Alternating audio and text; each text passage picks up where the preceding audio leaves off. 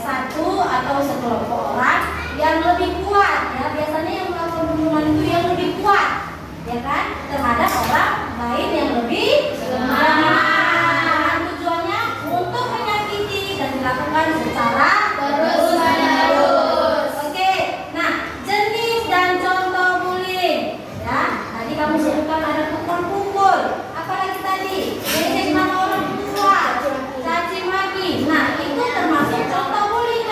Nah, jenis-jenisnya yaitu yang pertama adalah bullying verbal. Ya, apa itu contohnya? Itu tadi ya, julukan atau memanggil nama orang tua yang dia memanggil nama temannya bukan sesuai dengan namanya ya, julukan yang dipanggil. Kemudian mencela, fitnah, menghina, tuduhan yang tidak benar dan lain sebagainya. Itu adalah contoh-contoh perilaku bullying verbal. Kemudian yang kedua ada bullying fisik. Itu tadi ya, ada yang bilang memukul, menendang, menampar, mendorong, meludahi, ya. Kemudian merusak serta menghancurkan barang-barang milik teman, ya. Kemudian yang ketiga ada bullying relasional atau emosi, ya. Contohnya apa? Contoh perilakunya mengucilkan. Misalnya ada temanmu, kamu kucilkan dia, ya. Kamu gak mau berteman dengan dia, itu sudah termasuk perilaku bullying, ya. Kemudian memanipulasi persahabatan sehingga menjadi retak, ya. Kamu ini bersahabat, datang ada temannya, oh jangan sama dia, kamu tadi bilang begini. Nah, itu memanipulasi persahabatan. Supaya apa? Supaya kamu tidak berteman lagi sama ya teman yang lainnya. Nah, itu namanya memanipulasi persahabatan, ya Nak ya. Kemudian membuat lelucon yang menyakitkan. Nah, lelucon yang menyakitkan sebenarnya bercanda, lelucon. Tapi kalau sudah menyakitkan, itu sudah termasuk tindakan bullying relasional. Ya, kemudian menyebarkan gosip. Nah, ini siapa ini? Perempuan ini sering ya? Gosip ya? Iya, suka menggosip ini. Cewek, enggak ya? Enggak ada ya. Kemudian yang keempat ada cyberbullying. Apa itu cyberbullying? Cyberbullying yang dilakukan melalui media digital. Bentuk bullying yang dilakukan melalui media digital. Bisa itu dari media sosial ya, Facebook atau lain sebagainya, atau dari internet, bebas ya. Itu namanya kalau misalnya dia dari dunia maya, itu tadi dia namanya cyberbullying. Kemudian, nah ada di sini sebab-sebab munculnya perilaku bullying. Ya, yang pertama itu tradisi turun temurun dari senior. Nah, ibu tanya dulu, kita di sini. Siapa di sekolah ini siswa yang senior? Kita ya, kelas 6 ya. Ya, senior. Nah, kamu melakukan tindakan bullying itu bisa jadi karena tradisi, karena mungkin kakak kelasmu dulu pernah melakukan bullying sama kamu. Nah, itu bisa menjadi penyebabnya. Kamu juga melakukan hal yang sama. Kemudian yang kedua, keinginan untuk balas dendam. Itu tadi. Oh, aku dulu dibullying sama kakak kelas, jadi aku sekarang harus membully sama adik kelas. Nah, gitu ya, pemikiran-pemikiran yang seperti itu karena keinginan dia untuk membalas dendam. Kemudian perasaan ingin menunjukkan kekuasaan. Ada ini anak ya, dia mau menunjukkan kekuasaannya, dia mau menunjukkan dia kuat, dia bully yang lemah. Ya. Kemudian yang keempat, dorongan untuk mendapatkan kekuasaan. Ada ini, ya, dia kalau sudah bully puas rasa hatinya, ya Nak ya. Kemudian yang kelima, kecewa karena orang lain tidak berperilaku sesuai dengan keinginannya. Ya, misalnya nih, kamu maunya dia itu nurut sama kamu, dia nurut, kamu bully, itu dia. Ya Nak ya, itu bisa menjadi faktor penyebab. Kemudian yang keenam, dianggap menghina atau mengganggu kelompoknya. Misalnya nih ada nih, kamu punya kelompok, nah ada teman datang, ya kan? Kamu merasa dia mengganggu kelompokmu, kamu bully rame-rame. Nah, itu bisa menjadi penyebab, ya Nak ya. Kemudian dampak bullying bagi korban.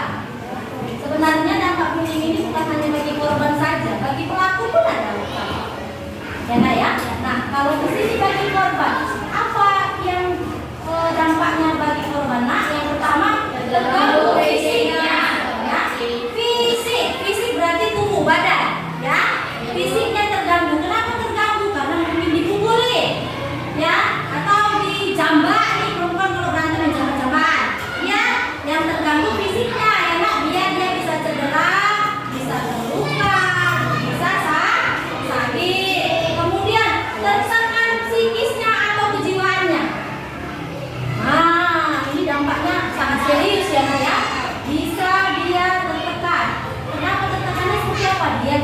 takut kemana? Takut ke sekolah. Jadi kalau dia terjadi di sekolah, ya, dia cemas, ya, merasa tidak nyaman lagi berada di lingkungan sekolah atau mana, ya kan? Kemudian menjadi resah, ya, resah, cemas, takut, ya, takut. Kemudian yang ketiga, pergaulan sosialnya terganggu. Apa itu maksudnya?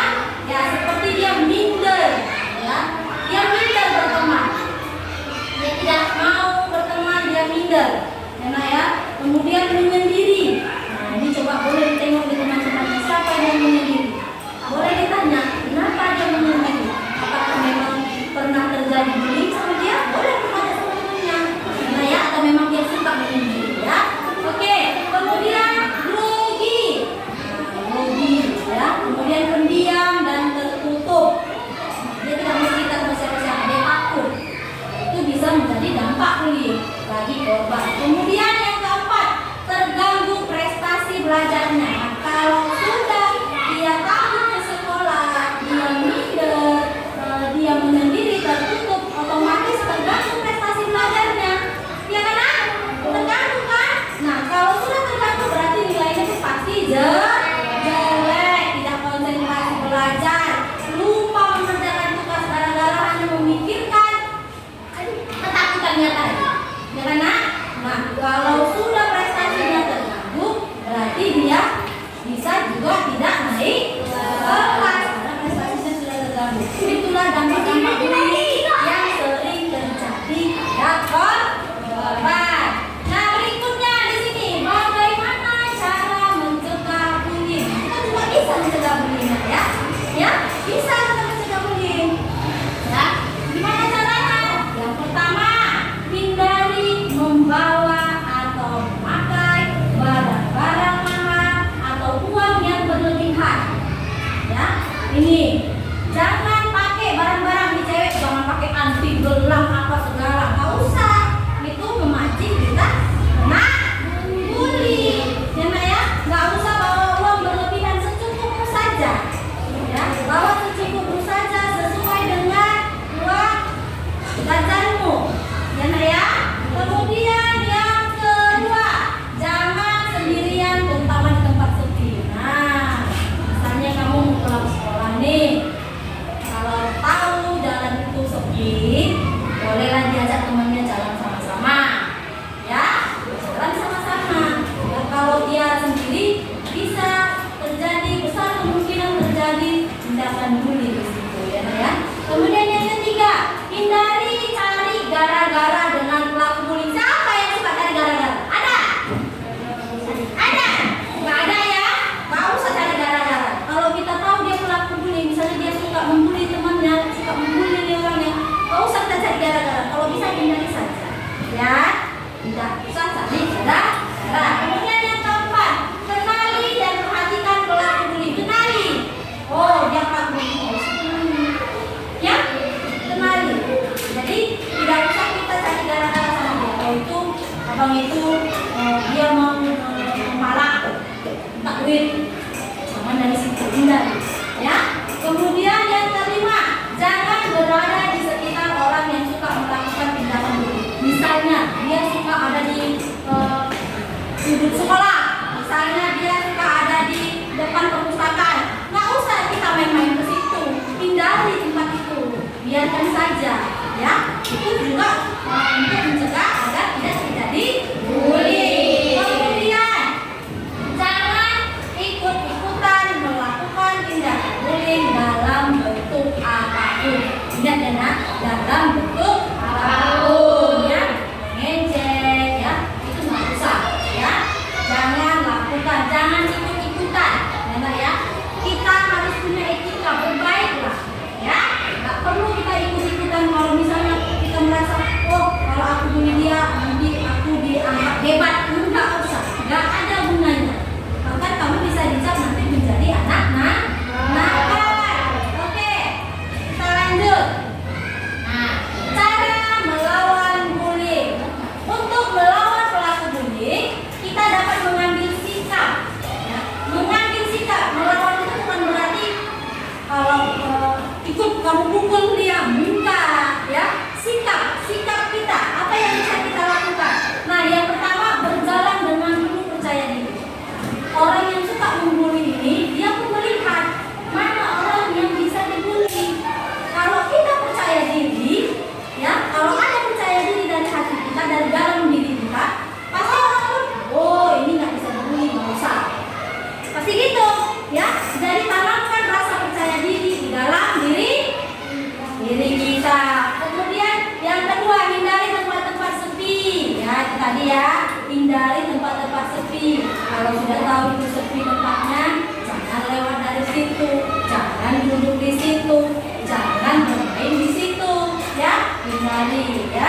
Kemudian yang berikutnya, tetap tenang dan jangan panik. Misalnya nih ada tiba-tiba melihat segerombolan orang, tetap tenang saja, jangan panik, ya. Kita lihat apa maunya, gitu ya Nak ya. Jangan, kalau kau tambah panik dia makin senang, ya. Kalau kamu panik dia oh ini bisa nih, gitu dia, ya kan. Jadi jangan panik. Kemudian dokumentasikan bullying. Dokumentasikan, kalau bisa kau rekam, kalau bisa kau foto. Dokumentasikan untuk apa? Agar kita bisa melaporkan kepada orang yang dewasa yang bisa kita percaya. Kepada siapa itu? Kepada guru boleh, kepada siapa lagi? Orang tua boleh, kepada siapa lagi? Kepada pihak berwajib kalau sudah melakukan tindak kekerasan. Oke, ada paham Nak itu semua? Oke, kita paham ya Nak ya. Nah, sebelum Ibu membagikan tugasnya ini, Ibu mau kita bagi kelompok dulu, ya. Kita ada tugas LKPD. Ibu akan bagikan kelompok dulu. Ini kelompok 1, ini kelompok 2, kelompok 3 dan kelompok 4. Kelompok 1 yang mana? Oke, kelompok 2, kelompok 3, kelompok 4. Ya, baik. Ibu akan membagikan LKPD-nya ya Nak ya. Nah, sebelum Ibu membagikan LKPD, sebelum Ibu bagikan, kita nonton video dulu. Mau nonton video? Mau nonton video? Oke, untuk memperkuat materi kita mau nonton video dulu.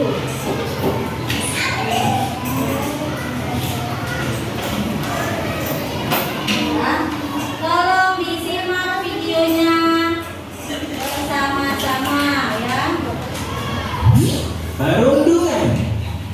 Pagi yang cerah untuk memulai belajar di SD Negeri Cerdas Berkarakter. Untuk memulai belajar di SD Negeri Cerdas Berkarakter. Bra, tahu nggak? Aku barusan buat mainan bagus loh. Ini apaan tuh? Tadam!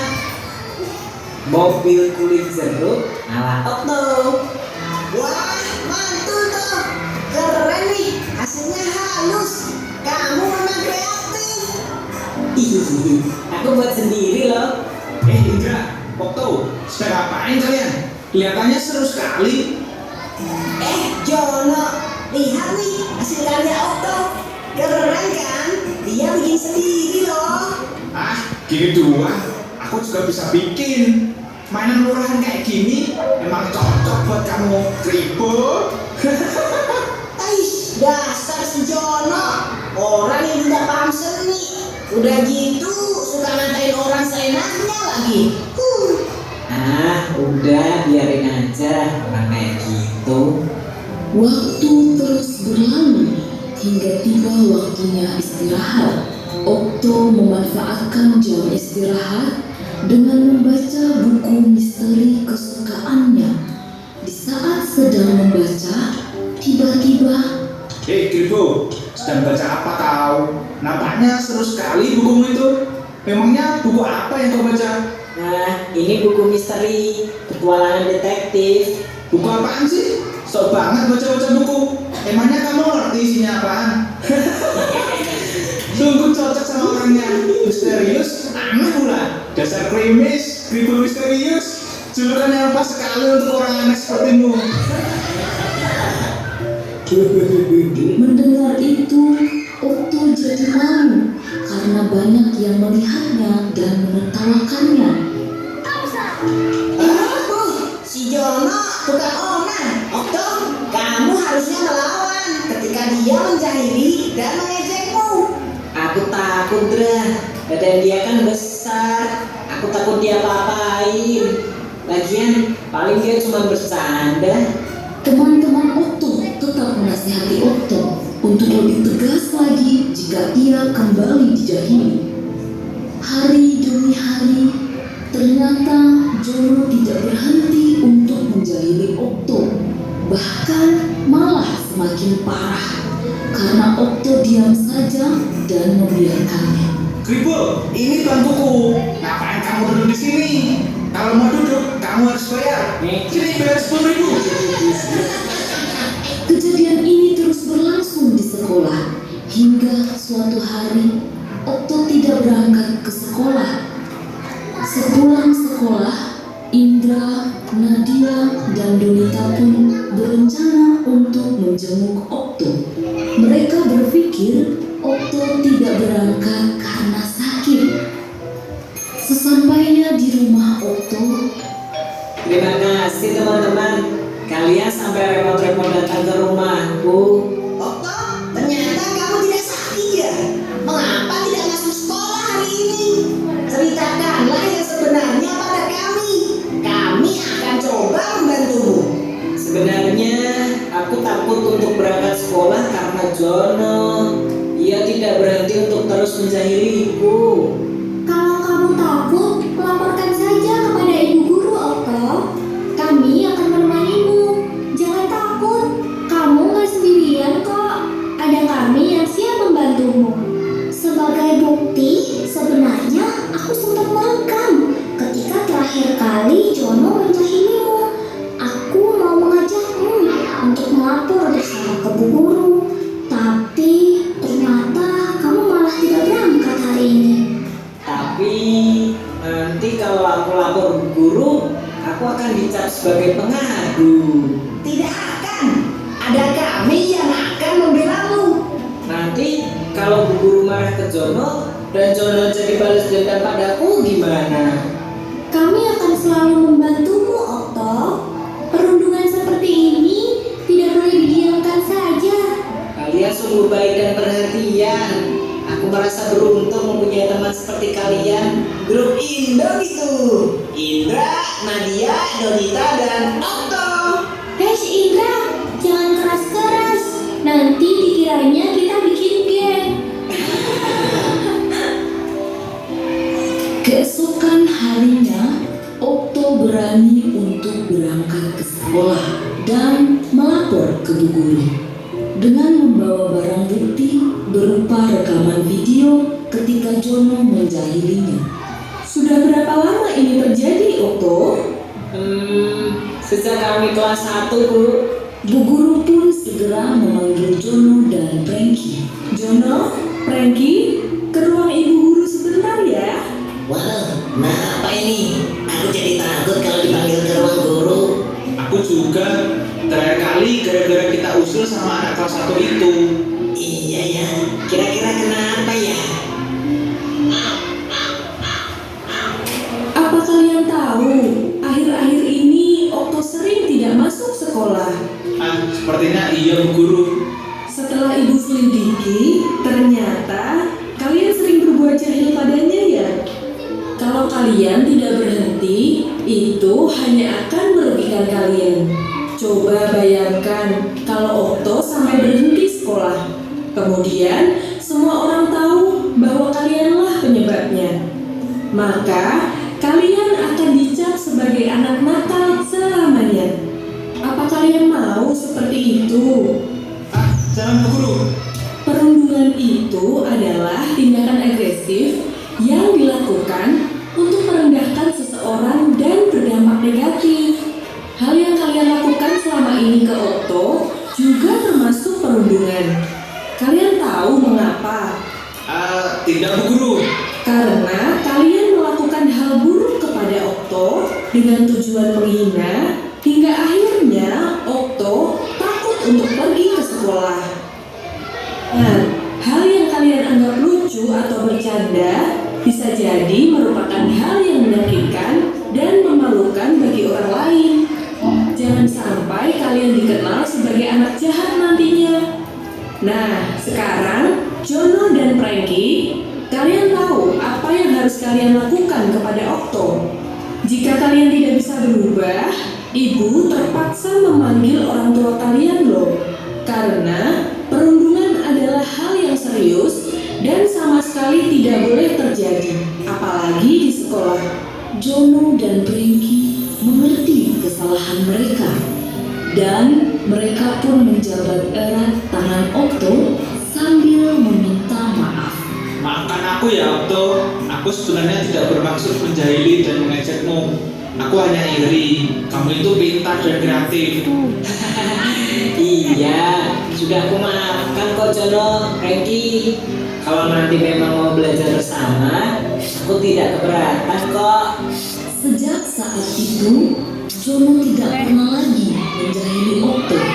Diam-diam, Bu Guru telah menghubungi orang tua Okto untuk meminta mereka mengawasi perubahan perilaku Okto, berjaga-jaga seandainya Jono kembali berulang. Namun, kekhawatiran itu tidak terjadi. Semua anak bisa berteman dengan baik. Oke, bisa. Enak ya. Siapa yang telah bunyi? Siapa korbannya?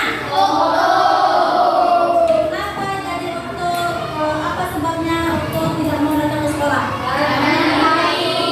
Selalu diejek ya, menghina, enak ya. Jadi perilaku ini pun nggak boleh sekali terjadi. Menurutmu bercanda, menurutmu kamu itu tidak bercanda lah ya. Menurutmu bercanda, tapi bagi orang lain itu bisa jadi menyakitkan. Oke, itu punya LKPD ya, dikerjakan secara berkelompok, kelompok tua. Enak ya. Jadi uterangkan gimana cara mengerjakan. Ini kerjanya berkelompok. Oke, ya. Di lembar LKPD ada di situ pertanyaan. Ya, ada pertanyaan? Ada. Ya, ada di situ kolom jawaban. Ya. Nah, Ibu mau kamu mengerjakan LKPD-mu berdasarkan satu masalah yang kamu pilih sendiri ya. Jadi acak nih, kamu boleh pilih yang mana? Ya, boleh dipilih dulu kelompok satu yang mana? Ayo, diambil. Oke, kelompok dua yang mana?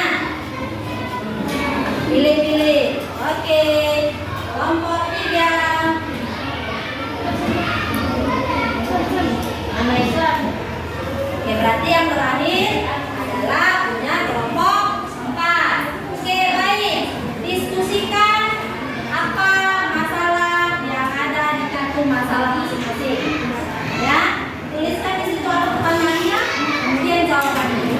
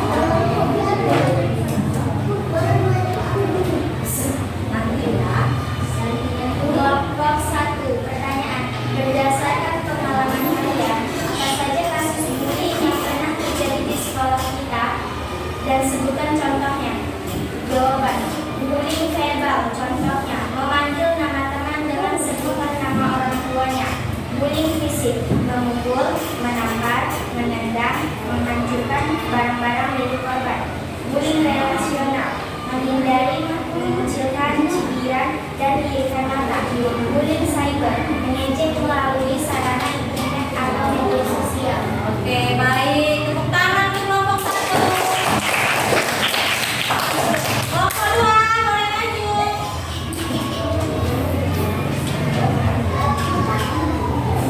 Kelompok 2, pendanaan. Berdasarkan ilustrasi berikut di atas, apa saja dampak yang timbul pada ruang terhadap kasus yang dialami itu? Apa akibat yang diterima setelah bullying? Jawaban dampak dari korban adalah mengganggu fisiknya seperti cedera, luka, dan sebagainya. Tertekan fisiknya atau kejiwaannya seperti takut, cemas, rasa tidak nyaman, menyesal, tertekan, dan gejala tekanan fisik lainnya. Akibat yang diterima oleh pelaku bullying adalah dicap sebagai anak nakal di sekolah, dipanggil orang tua, masuk ruang Oke, tepuk tangan kelompok 3. Kelompok 3. Pertanyaan. Berdasarkan ilustrasi di atas, menurut kalian apa saja penyebab pelaku bullying melakukan tindakan bullying? Jawaban. Merasa dirinya terhina atau terancam. Bagi juga pengalaman kalian tentang faktor penyebab anak melakukan bullying pada orang lain. Dianggap menghina atau mengganggu kelompok tertentu, atau G. Dorongan untuk mendapatkan kepuasan. Oke, tepuk tangan.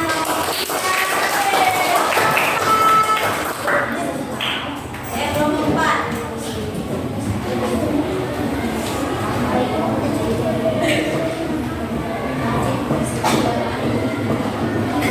Kelompok 4. Pertanyaan. Berdasarkan gambar di samping, sebutkan macam-macam bullying serta berikan contohnya. Jawaban. 1. Bullying verbal. Contohnya julukan nama, celaan, fitnah, kritikan kejam, atau penghinaan. Yang kedua, bullying fisik. Contohnya memukuli, menendang, menampar, mencekik, menggigit, mencakar, dan menghindari.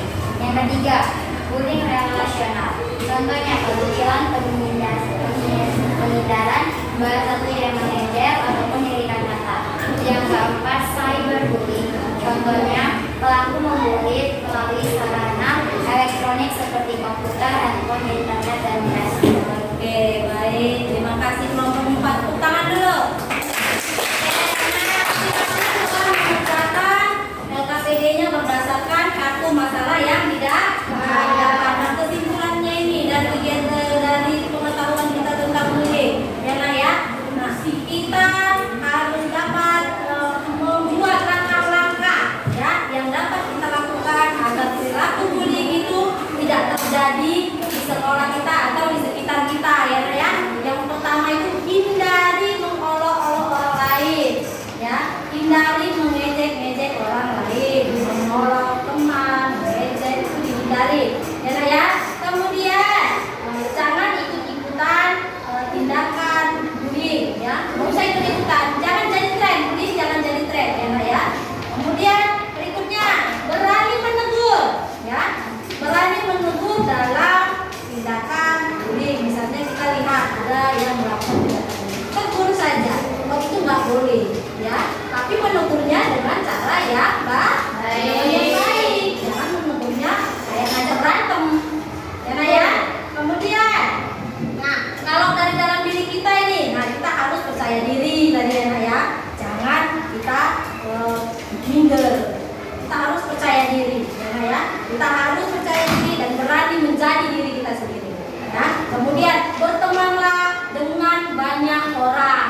Jangan suka menyendiri. Berteman dengan banyak orang, tapi temannya yang sekiranya bisa membawa kita ke arah yang lebih baik. Ya, kalau teman yang kira-kira, oh ini nggak bisa dijadikan teman, usah, ya. Bertemanlah kepada banyak orang yang sekiranya bisa membawa kita lebih baik. Kemudian bersikap baik dan ramah kepada semua orang, ya. Baik dan ramah, jangan sombong. Kalau jalan ada lihat teman ditegur, jangan maju orang nggak kenal, ya. Jadi orang